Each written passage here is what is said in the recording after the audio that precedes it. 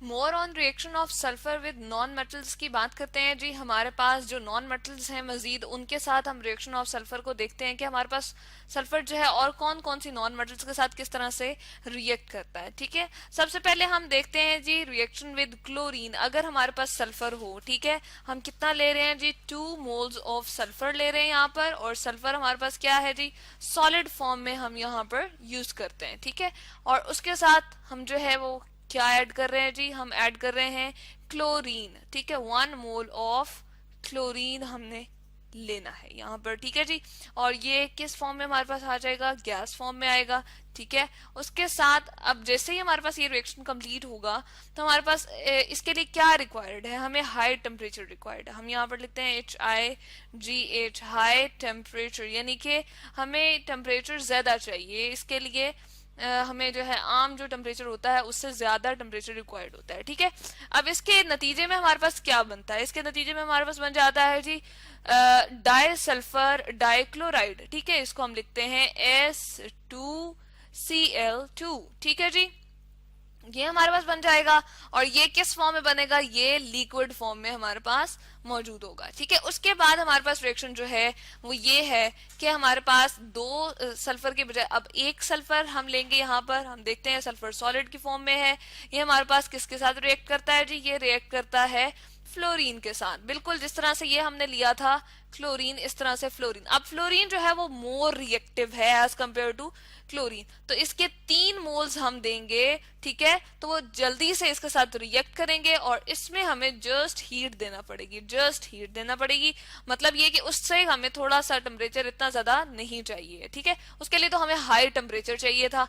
ठीक है, तो यहाँ पर हम जस्ट हीट करेंगे तो हमारे पास क्या बन जाएगा जी, जो कंपाउंड बनेगा एज अ प्रोडक्ट उसको हम कहते हैं जी, हमारे पास प्रोडक्ट बन गया SF6। ठीक है, इसको हम लिखते हैं SF6, और ये किस फॉर्म में बनता है जी, ये सॉलिड फॉर्म में था, फ्लोरीन हमारे पास गैस फॉर्म में थी। ठीक है जी, और ये जो हमारे पास बन गया है ये लिक्विड फॉर्म में हमारे पास प्रोडक्ट जो है वो प्रिपेयर हो गई है। ठीक है, इसको हम कहते हैं सल्फर हेक्सा फ्लोराइड। ठीक है, सल्फर हेक्सा फ्लोराइड। ठीक है, तो ये हमारे पास जो है प्रोडक्ट बन जाएगी। अब एक और हमारे पास, अब देखिए ये नॉन मेटल्स हमारे पास, ये क्या है जी, ये मेटल्स तो नहीं है, हम कॉपर या इसको सोडियम मेटल तो नहीं कह रहे ना। ठीक है, तो क्लोरीन और फ्लोरीन हमारे पास गैसेस होती हैं, नॉन मेटल्स होती हैं। ठीक, तो हम देख लेते हैं कि इसका एक और नॉन मेटल्स के साथ किस तरह का रिएक्शन होता है। जिस तरह जर्नली हमारे पास जो है हम देखते हैं कि ये हमारे पास दोनों, इसने जो है नॉन मेटल्स के साथ रिएक्शन कर लिया। तो अब हम कहते हैं रिएक्शन विद स्टीम्स। यहाँ पर हम लिखते हैं जी रिएक्शन विद स्टीम। ठीक है, यहाँ पर लिखते हैं रिएक्शन विद स्टीम।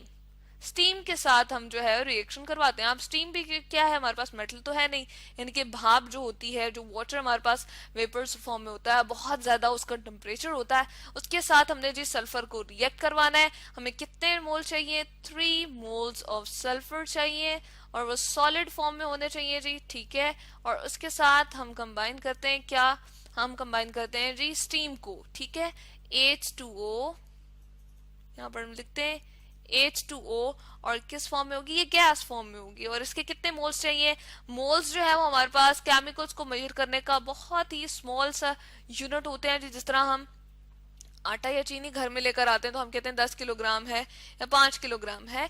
इसके लिए हम क्या यूज कर रहे हैं, केमिकल्स को मेजर करने के लिए, क्योंकि बहुत स्मॉल हमारे पास केमिकल्स होते हैं, बहुत छोटी अमाउंट में हमें चाहिए होते हैं, तो उसके लिए हम मोल्स यूज करते हैं। अब हमने इसको हीट किया तो हमारे पास इसके नतीजे में क्या बन जाएगी, H2S। यहाँ पर हम लिखते हैं H2S, हाइड्रोजन सल्फाइड, यहाँ पर 2 हमारे पास आ जाएगा। ठीक है, H2S बन जाएगी हाइड्रोजन सल्फाइड, और उसके साथ हमारे पास जो है वो क्या बन जाएगा, एक और प्रोडक्ट बनेगी सल्फर डाइऑक्साइड। यहाँ पर हम लिखते हैं जी सल्फर डाइऑक्साइड SO2, और ये गैस फॉर्म में बनेगी जी। ठीक है, इसको हम लिखते हैं गैस, ये भी हमारे पास गैस फॉर्म में बनेगी। ठीक है जी, तो ये हमारे पास जो है reaction with non metals of sulphur, यानी कि reaction of sulphur with non metals है। नंबर 1 हमने देखा कि सल्फर के 2 मोल्स चाहिए, और वो क्लोरीन के साथ कंबाइन करके हमारे पास क्लोरीन जो है वो गैसेस फॉर्म में है। ठीक है, Cl2 हमने लिया, और क्या बना देती है, सल्फर मोनोक्लोराइड भी इसको कहते हैं, सल्फर मोनोक्लोराइड भी कहते हैं। और उसके बाद सल्फर फ्लोरीन के साथ रिएक्ट करते हैं। 3 मोल्स ऑफ हीट इसके लिए चाहिए होती है, इसके लिए हाई टेम्परेचर चाहिए था, इसके लिए जस्ट हीट चाहिए थी। हम कहते हैं कि सल्फर हेक्साफ्लोराइड बन जाता है, लिक्विड फॉर्म में होता है। रिएक्शन विद स्टीम जो कि हमारे पास अगेन क्या है, यहाँ पर हम लिखते हैं सेकेंड हमारे पास रिएक्शन था नॉन मेटल्स के साथ, और ये थर्ड रिएक्शन है सल्फर का नॉन मेटल्स के साथ। रिएक्शन विद स्टीम, स्टीम क्या है, अगेन हमारे पास नॉन मेटल है, तो इसके साथ रिएक्ट करके 2 मोल ऑफ H2S हमारे पास गैस फॉर्म में बन जाता है, और सल्फर डाइऑक्साइड गैस फॉर्म में बन जाती है। वैसे तो हमारे पास सल्फर नॉर्मल टेम्परेचर पे हमारे पास वाटर के साथ रिएक्ट नहीं करती, लेकिन जब हम स्टीम देते हैं, हीट के साथ हम देते हैं, इसको स्टीम देते हैं, भाप के साथ रिएक्शन करवाते हैं, तो ये जो है रिएक्शन दे देती है, और इस तरह से हमारे पास प्रोडक्ट 2 बन जाती है। तो ये है जी हमारे पास more on reaction of sulphur with non metals.